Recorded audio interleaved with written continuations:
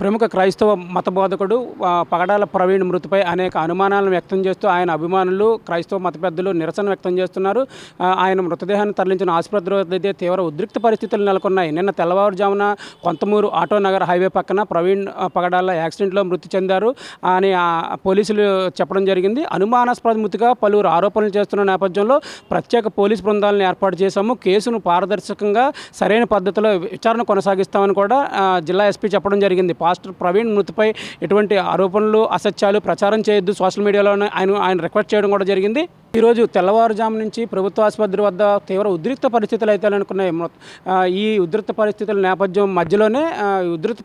నేపథ్యంలోనే ఈ పగడాల ప్రవీణ్ మృతదేహానికి పోస్టుమార్టం అయితే నిర్వహించారు. పోస్టుమార్టం సుమారు వేల మంది ఈ పోస్టుమార్టం నిర్వహిస్తున్న ప్రభుత్వ ఆసుపత్రికి అయితే వద్ద చేరుకుని ఉద్రిక్త పరిస్థితులు అయితే సృష్టించారు. దీన్ని పోలీసులు అయితే కొంతవరకు కట్టడి చేయగలిగారు. పోస్టుమార్టం నిర్వహిస్తున్న క్రైస్తవ సమాజానికి పోస్టుమార్టం నిర్వహించిన క్రైస్తవ సమాజం నుంచి ఇద్దరు వైద్యులు అలాగే ప్రభుత్వం నుంచి ఇద్దరు వైద్యులు కూడా ఈ పోస్టుమార్టంలో పాల్గొన్నారు. పోస్టుమార్టం మొత్తాన్ని కూడా వీడియో అయితే చిత్రీకరించారు.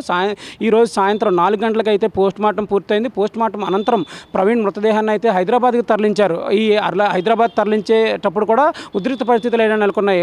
ఈ వాహనాన్ని పోస్టుమార్టం అనంతరం మృతదేహాన్ని తరలిస్తున్న వాహనం అడ్డుగా కూడా ఈ క్రైస్తవ మత ప్రచారకులు అలాగే ప్రవీణ్ అభిమానులు బంధువులు కూడా చేరుకుని మృతదేహాన్ని హైదరాబాద్ చేరకుండా ప్రభుత్వం దీనిపై ఒక స్పష్టమైన నివేదిక ఇచ్చే వరకు మృతదేహాన్ని తరలించడానికి వీలు లేదని కూడా వారు చెప్పడం జరిగింది. ఈ పరిస్థితుల్లో అక్కడ తిరిగి ఉద్రిక్త పరిస్థితులు అయితే నెలకొన్నాయి. నిన్న ఉదయం నుంచి రాజమండ్రి ప్రభుత్వ ఆసుపత్రి వద్ద ఇదే పరిస్థితి అయితే కొనసాగుతుంది.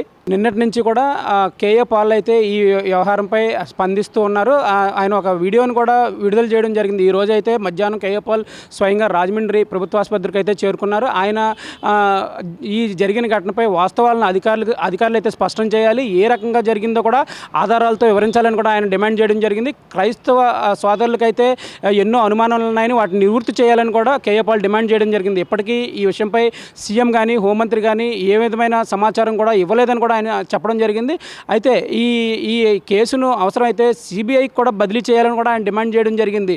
హోంమంత్రి కానీ ముఖ్యమంత్రి కానీ ఇప్పటివరకు ఈ కేసుపై ఎందుకు స్పందించట్లేదని కూడా ఆయన చెప్పడం జరిగింది. మొత్తం మీద ఈ కేఏ పాల్ వ్యాఖ్యలు అలాగే కేఏ పాల్ అక్కడ రావడం కూడా ఉద్రిక్త పరిస్థితులు మరింత పెంచాయని చెప్పుకోవచ్చు. ఈ నేపథ్యంలో పోలీసులు అయితే కట్టడి చేసే ప్రయత్నం చేశారు. కేఏ పాల్ అయితే మాట్లాడుతూ ఈ సనాతన ధర్మం అనే అంశం ఎప్పుడైతే తెర మీదకి వచ్చిందో అప్పటి నుంచి క్రైస్తవులపై దాడులు పెరిగాయని దీనిపై ప్రభుత్వం వెంటనే స్పందించాలని కూడా ఆయన డిమాండ్ చేయడం జరిగింది. ప్రపంచంలో ఎక్కడ ఈ తరహా యాక్సిడెంట్లు జరగవు, ఎందుకు చంద్రబాబు కానీ పవన్ కళ్యాణ్ కానీ స్పందించట్లేదు, అలాగే అవసరమైతే ఈ వ్యవహారంలో సుప్రీంకోర్టుకు కూడా వెళ్తాను, ఎప్పటికైనా ఈ పాస్టర్ ప్రవీణ్ మృతిపై నిష్పక్షపాతంగా నిజాలు వెల్లడించాలి, సీసీ ఫుటేజ్ని ఎందుకు పూర్తిగా చూపించడం లేదని కూడా కేఏ పాల్ అయితే డిమాండ్ చేయడం జరిగింది. ఇన్వెస్టిగేషన్ అధికారులు కూడా జాప్యం చేస్తున్నారు అని కూడా ఆయన చెప్పడం జరిగింది. దీనిపై హోంమంత్రి ఏం చేస్తున్నారు, అసలు హోంమంత్రిత్వ శాఖ రాష్ట్రంలో ఉందా లేదా అనేది కూడా ఆయన అనుమానం వ్యక్తం చేస్తున్నారని కూడా చెప్పడం జరిగింది. ఈ నేపథ్యంలో పగడాల ప్రవీణ్ మృతదేహానికి అయితే పోస్టుమార్టం అయితే నిర్వహించారు. పోస్టుమార్టం అనంతరం ఆయన మృతదేహాన్ని అయితే ఆయన బంధువులకు అప్పగించారు. దీన్ని హైదరాబాద్ తరలించారు. హైదరాబాద్లో వారి సాంప్రదాయం ప్రకారం దీనికి తగిన ఈ మృతదేహానికి అయితే ఖననం చేస్తారు అని కూడా చెప్పడం జరిగింది. ఈ నేపథ్యంలో అసలు ఈ మృతిపై అనేక అనుమానాలు వ్యక్తం చేస్తూ కూడా కేఏ పాల్ అయితే ఆసుపత్రి వద్ద అయితే నిరసన వ్యక్తం చేయడం జరిగింది. పగడాల ప్రవీణ్ మృతి పోస్టుమార్టం నివేదిక అయితే చాలా కీలకంగా మారనుంది. ఈ నేపథ్యంలో కూడా అసలు పోస్టుమార్టం రిపోర్ట్లో ఏ విధమైన రిపోర్ట్ వస్తుంది, అసలు ఏ విధంగా జరిగింది అనేది ఎప్పుడు తెలుస్తుంది అనేది కూడా ఇక్కడ ధర్నా చేస్తున్న నిరసన వ్యక్తం చేస్తున్న ఆయన అభిమానులు క్రైస్తవ ప్రబోధకులు కూడా దీనిపై ఎంతో ఉత్కంఠగా అయితే ఎదురు చూస్తున్నారు. అసలు ఇది హత్య లేకపోతే నిజంగా రోడ్డు ప్రమాదం అనేది కూడా పూర్తిగా తెలియాల్సింది. పోలీసులు మాత్రం ఇది రోడ్డు ప్రమాదం మాత్రమే, ఇది ఎంతవరకు హత్య కాదు అని చెప్తున్నారు.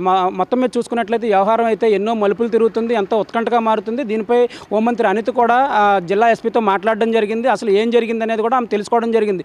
ఆమె కూడా పోలీసులు అయితే దీనిపై నిష్పక్షపాతంగా ఎంక్వైరీ చేస్తున్నారు. అలాగే దీనిపై ఎటువంటి ఆందోళనలు చేయొద్దు, దీనిపై ఎటువంటి అవసరం రాద్ధాంతం చేయొద్దు, దీనిపై కూడా పోలీసులు నిష్పక్షపాతంగానే వ్యవహరిస్తారు. ఇది హత్య లేకపోతే రోడ్డు ప్రమాదం అనేది కూడా రేపు పోస్టుమార్టం నివేదిక వచ్చిన తర్వాత స్పష్టంగా తెలుస్తుంది. అంతవరకు కొంచెం సంయమనం పాటించిందని కూడా ఆమె చెప్పడం జరిగింది. మొత్తం మీద చూసుకున్నట్లయితే ఈ పోస్ట్ మార్టం నివేదిక ఎంతో కీలకంగా మారనుంది. రేపు వచ్చే ఈ పోస్ట్ మార్టం నివేదిక కోసం అందరూ ఉత్కంఠగా ఎదురుచూస్తున్నారు. పోస్ట్ మార్టం నివేదికలో ఇది ఏ విధంగా జరిగింది, ఎలా జరిగింది అనేది కూడా తెలిసే అవకాశం స్పష్టంగా కనిపిస్తుంది. మెగా న్యూస్ కోసం దొరబాబుతో ఉదయ్, రాజమండ్రి నుంచి.